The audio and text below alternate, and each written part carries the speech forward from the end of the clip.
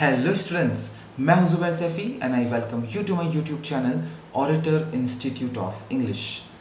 The History of English Literature का 6th lecture है ये और आज हम पढ़ेंगे द विक्टोरियन पीरियड जो स्टार्ट हुआ था 1832 में और लास्ट हुआ 1901 में.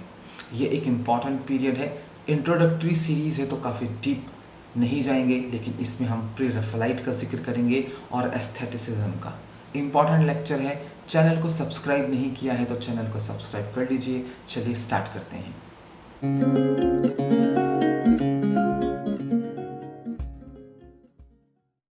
The Victorian period 1832 to 1901. Victorian period 1832 से 1901.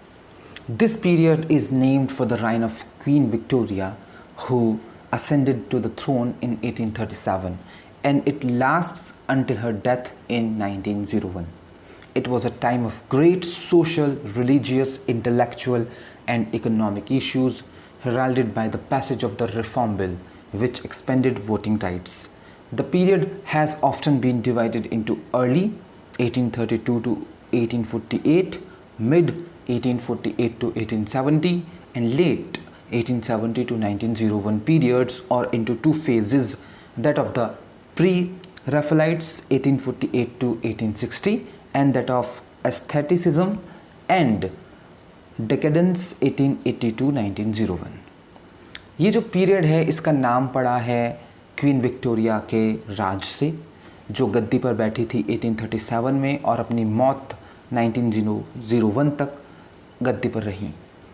It was a time of great social, religious, intellectual and economic issue. जब क्वीन विक्टोरिया गद्दी पर बैठी थी इंग्लैंड की तो बहुत सारे सामाजिक, धार्मिक और बौद्धिक और आर्थिक विकास हुए, और ये सारे विकास जो थे, जो सारे मुद्दे उस वक्त उठ रहे थे, ये सब कारण था रिफॉर्म बिल का पास हो जाना.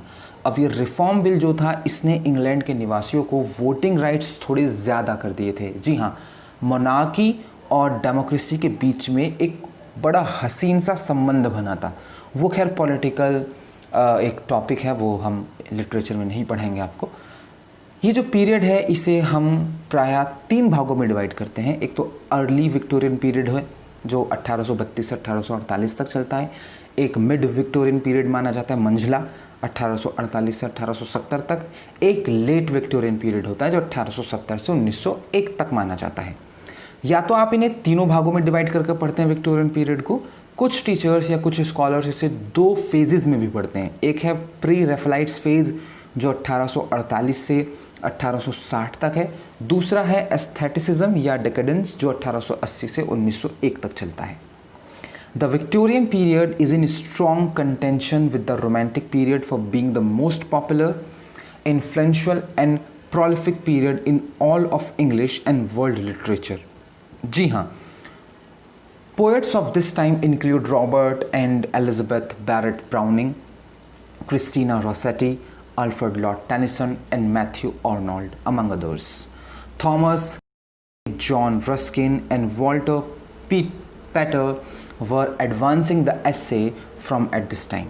Finally, prose fiction truly found its place under the auspices of Charles Dickens, Charlotte and Emily Bronte, Elizabeth Gaskell, George Eliot, Mary Ann Evans, Anthony Trollope, Thomas Hardy, William Makepeace Thackeray and Samuel Butler. अभी हमने ऊपर बताया था कि romantic period सबसे important सकता है, लेकिन विक्टोरियन पीरियड भी रोमांटिक पीरियड के साथ पूरा जोर लगाता है, क्योंकि विक्टोरियन पीरियड भी बहुत ज़्यादा पॉपुलर है, इन्फ्लुएंशियल है क्योंकि प्रभाव बहुत रहा है विक्टोरियन पीरियड का. प्रोलिफिक है. प्रोलिफिक का मतलब होता है फलप्रद, जिससे फल मिले हों.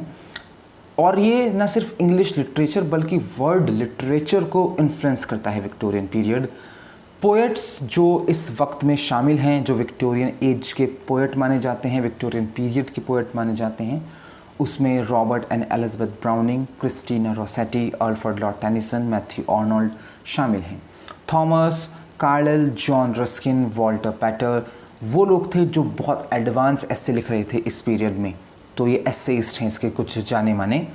फाइनली प्रोस फिक्शन को अपनी सही जगह विक्टोरियन पीरियड में ही आकर मिली. अब तक जो प्रोज सेक्शन था वो इतनी ज़्यादा तरक्की नहीं कर पाया था जितनी तरक्की उसने विक्टोरियन पीरियड में करी, और इसका सारा का सारा श्रेय चार्ल्स डिकन्स, शार्लेट और एमिली ब्रॉन्ट को जाता है, एलिजाबेथ गास्किल को जाता है, जॉर्ज इलियट को जाता है, एंथनी ट्रॉलॉप को जाता है, थॉमस हार्डी को जाता है, विलियम मेकपीस को जाता है और सैमुअल बटलर को जाता है। ये कुछ बेहतरीन प्रोज राइटर विक्टोरियन पीरियड ने हमें दिए हैं।